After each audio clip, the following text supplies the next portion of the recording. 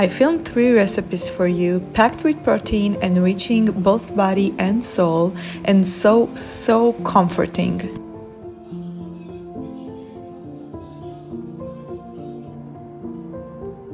The first one is baked silken tofu with cherry tomatoes and giant beans, the kind that you can't stop eating.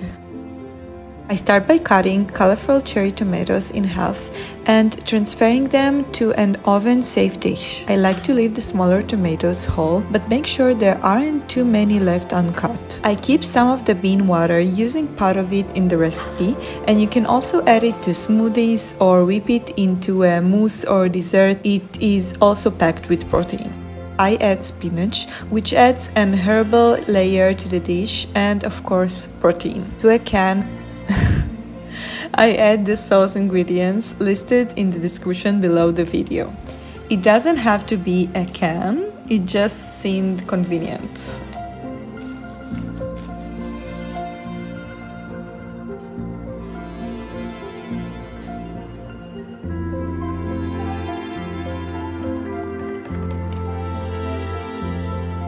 I drizzle the sauce over the vegetables, but leave about half.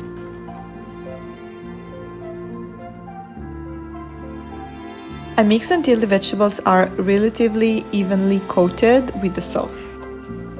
I add almond flakes and mix them in. Here the main protein sources are the white beans, the spinach and the tofu.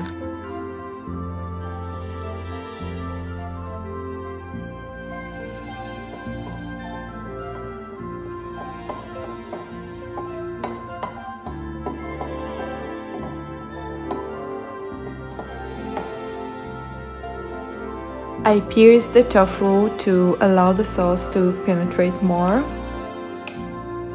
I drizzle the sauce mainly over the tofu but also around it, leaving a bit to add in the middle of the baking.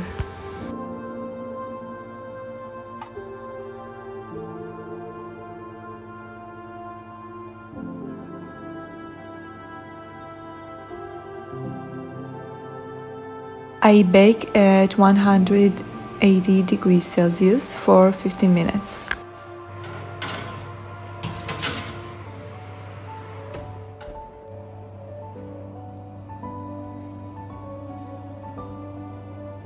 After 15 minutes, I add the remaining sauce and bake for an additional 8 to 10 minutes.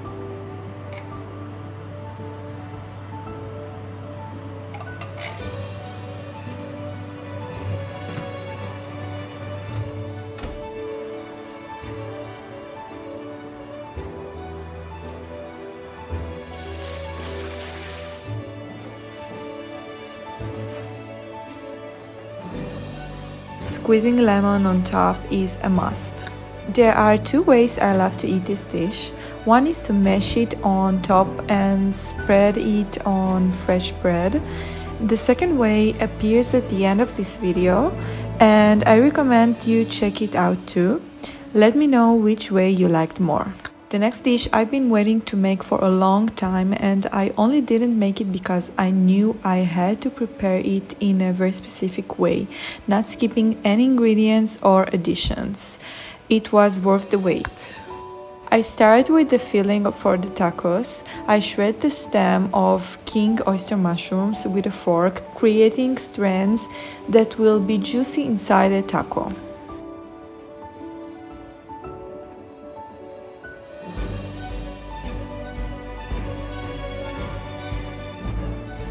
I wanted the filling to be juicy, wet, but not too runny or shifting too much inside the taco.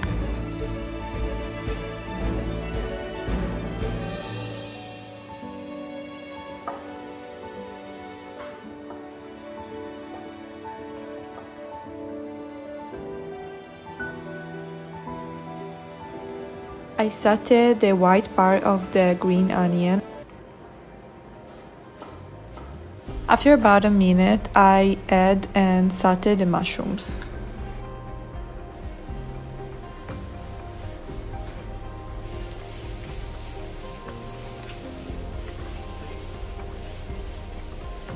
Once they brown a bit, I add half of the spices.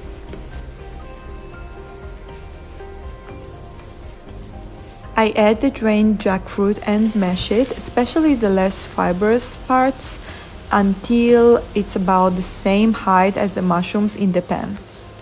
After about 2 minutes of frying, I add the black beans. Now I add the remaining spices. Besides the high protein content, black beans also contain vitamins like B1 and B6 and minerals like iron, magnesium and zinc. After a brief frying, I add tomato paste and tamari for a slightly smoky and salty flavor.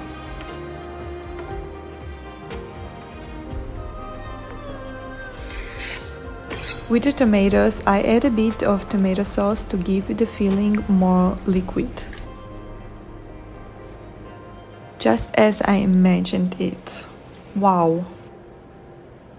Alongside the tacos, I prepare mango salsa. Guy, my sweetie, volunteered to chop it since it's his job at home. You can use a size like this. I cut them a bit afterward.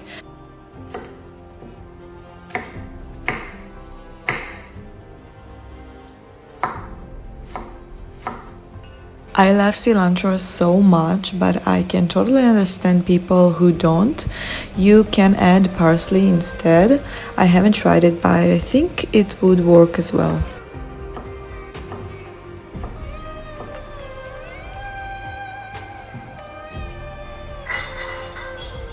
For the simple dressing, I squeeze limes. I add olive oil, salt, pepper, and that's it. Really simple. I let the salsa sit with the dressing for a while. It tastes so much better after a few hours. And of course, you can't skip guacamole.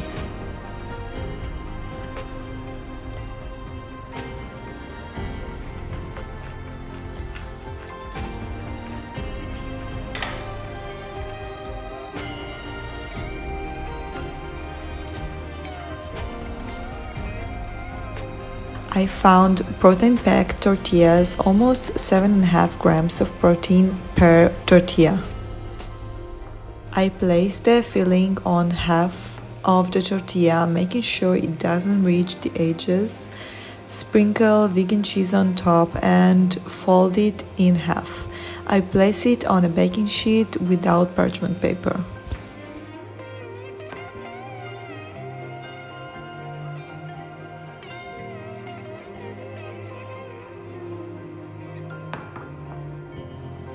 I cover it with another baking sheet and put it in a preheated oven at 200 degrees Celsius for 10 to 15 minutes.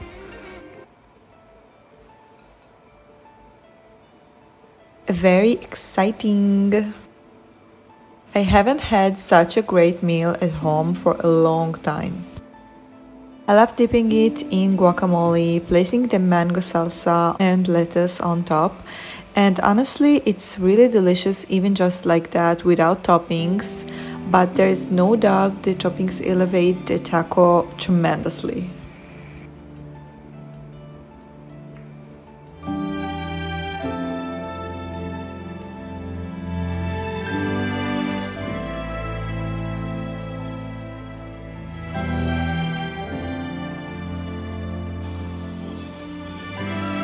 The next day I replaced the tortillas with taco shells and it was perfect. This time I blended the guacamole ingredients into a wonderful creamy dip. Just a shame we didn't have any salsa left. About 2 years ago I made a quinoa pizza and it turned out very bland, tasteless, and I didn't feel it was worth the effort and especially the time. This time I made it a bit differently to make it fluffier, more flexible, flavorful, and not earthy.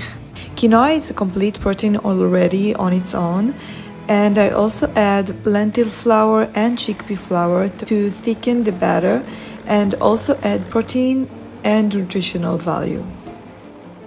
I grease a pan lined with parchment paper. It's very important not to skip greasing to prevent the batter from sticking to the paper. I spread and flatten the batter, aiming for a thickness similar to a puffy crepe, not too thin and not too thick. I bake it in a 190 degrees Celsius oven for 7 minutes, after which I flip the dough and start assembling the pizza.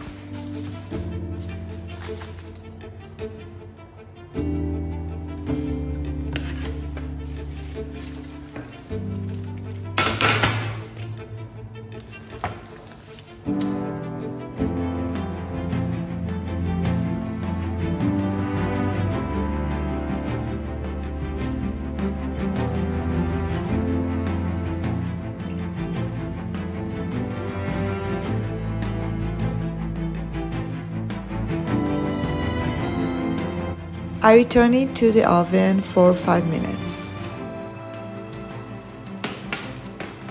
It turned out so beautiful. Perfect.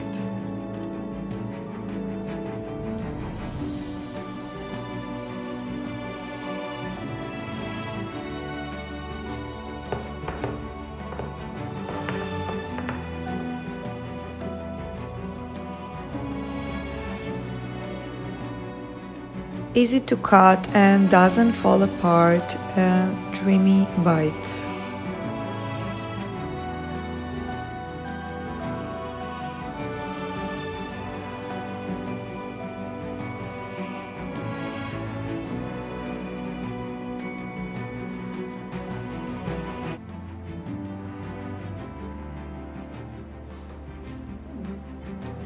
I eat so weirdly, sorry.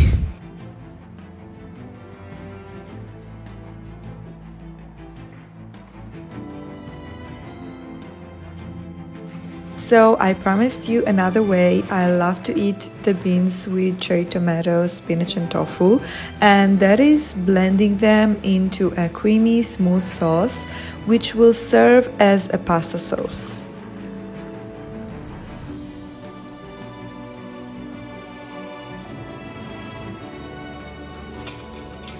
I made a side salad from the lovely lettuce we grew on our balcony.